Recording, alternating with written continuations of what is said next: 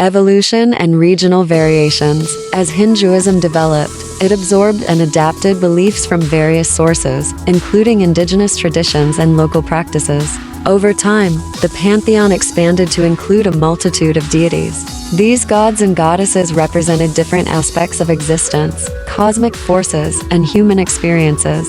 Regional variations led to diverse manifestations of these deities. For instance, certain gods gained prominence in specific areas, and local legends shape their stories and worship practices. Puranas and epics. The Puranas' ancient texts played a crucial role in shaping Hindu mythology. They contain elaborate narratives about gods, goddesses, and their interactions with humans.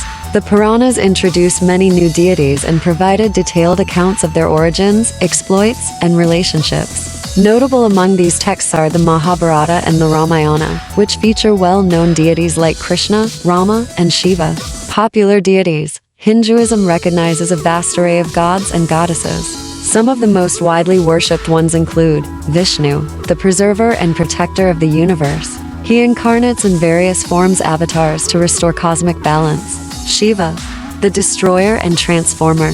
Shiva is associated with asceticism, meditation, and cosmic dance. Devi, the divine feminine, encompassing goddesses like Durga, Lakshmi, and Saraswati. Ganesha, the elephant-headed god of beginnings, wisdom, and prosperity. Hanuman, the devoted monkey god, known for his loyalty to Lord Rama. Brahma, the creator god, although less widely worshipped. Local and personal devotion. Hinduism allows for personal connections with deities. Devotees choose specific gods or goddesses based on their needs, desires, and affinities. Some follow the path of bhakti, emphasizing devotion and love for a chosen deity. Others engage in rituals, meditation, and yoga to connect with the divine. Remember that Hinduism is incredibly diverse, and interpretations of its deities can vary significantly across regions, sects, and individual beliefs. Each god or goddess has a unique story, symbolism, and role within this intricate tapestry of spirituality. And remember that Hinduism is incredibly diverse, and interpretations of its deities can vary significantly across regions, sects, and individual beliefs.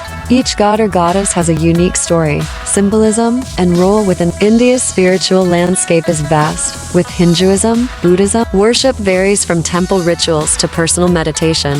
In Japan, Shinto and Buddhism lead, with nature worship and ancestor reverence. China's rich traditions mix Taoism, Confucianism, and Buddhism. China's spiritual scene is fascinating. Taoism emphasizes harmony with the Tao, or the Way, often through balance in nature and personal cultivation. Confucianism focuses on ethics, family, and societal harmony. Buddhism, introduced from India, highlights meditation and enlightenment. It's a rich blend of philosophy. Noah is a well-known figure from the Bible, famous for building the ark and surviving the Great Flood. He is considered a patriarch in Judaism, Christianity, and Islam. On the other hand, Utnapishtim, sometimes spelled Utnapishtim, is a character from the Epic of Gilgamesh, an ancient Mesopotamian text. Utnapishtim is also known for surviving a great flood and is often compared to Noah due to the similarities in their stories. There is no historical or textual evidence linking Noah to the story of Utnapishtim that originates from Mesopotamian mythology. Noah's great-grandson Nimrod is mentioned in the Bible, primarily in the Book of Genesis and the Book of Chronicles. Here are the key references. Genesis 10:8-12. Nimrod is described as a mighty hunter before the Lord and the founder of several important cities, including Babel, Erech, Akkad, and Calneh in the land of Shinar. This passage highlights his role as a powerful leader and city builder. 2:1. Chronicles 1:10. This verse reiterates Nimrod's might and his significance as a powerful figure in early post-flood history. 3.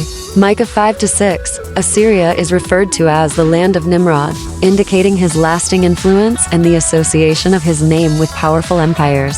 While these biblical references establish Nimrod as a significant figure, there is no direct archaeological evidence confirming his historical existence outside of the biblical texts. Some scholars have attempted to link Nimrod with historical figures like Sargon of Akkad, but these connections remain speculative. Nimrod is a biblical figure mentioned in the Book of Genesis and the books of Chronicles. He is described as the son of Cush, the grandson of Ham, and the great-grandson of Noah. Nimrod is often depicted as a mighty hunter and a powerful king who established a significant kingdom in the land of Shinar, which includes cities like Babylon, Uruk, Akkad, and Kalneh.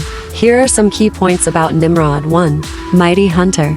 Nimrod is famously described as a mighty hunter before the Lord, Genesis 10-9. This phrase has been interpreted to mean that he was a great warrior and leader. 1. 2. Kingdom builder. He is credited with founding several important cities in Mesopotamia, including Babylon. His kingdom is said to have extended into Assyria, where he built cities like Nineveh. 3. Tower of Babel. Although the Bible does not explicitly state this, later traditions and interpretations often associate Nimrod with the construction of the Tower of Babel, symbolizing human pride and rebellion against God. 4. Historical and mythological interpretations. Some scholars have attempted to link Nimrod with historical figures such as Sargon of Akkad, a prominent Mesopotamian ruler. However, there is no definitive historical evidence to confirm this connection. Nimrod's story has been a subject of much interpretation and speculation, blending historical, mythological, and religious elements. Nimrod, his role in ancient history and mythology.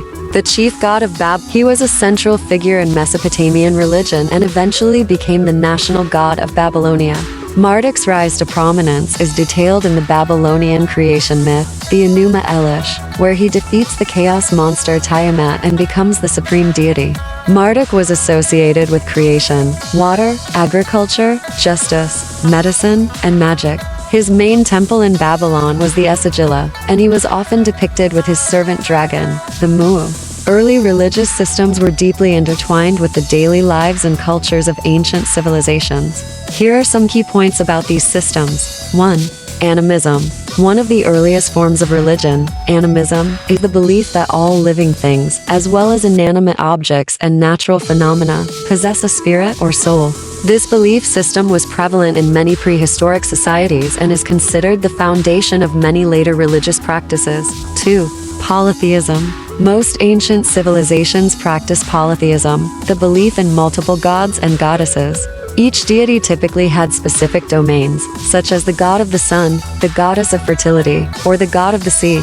Examples include the pantheons of ancient Egypt, Greece, and Mesopotamia. 3. Shamanism. In many indigenous societies, shamans acted as intermediaries between the human world and the spiritual realm. They performed rituals, healing, and divination, often entering trance states to communicate with spirits. Shamanic practices influenced the development of early religious systems by integrating spiritual experiences into communal life. 4. Ancestor worship. Many early religions included the veneration of ancestors. It was believed that deceased ancestors could influence the living and needed to be honored through rituals and offerings. This practice was common in ancient China, Africa, and among indigenous peoples around the world. 5. Mythology. Ancient religions were rich in myths that explained the creation of the world, the origins of humanity, and the actions of gods and heroes. These stories were not only religious, but also served to convey moral lessons and cultural values.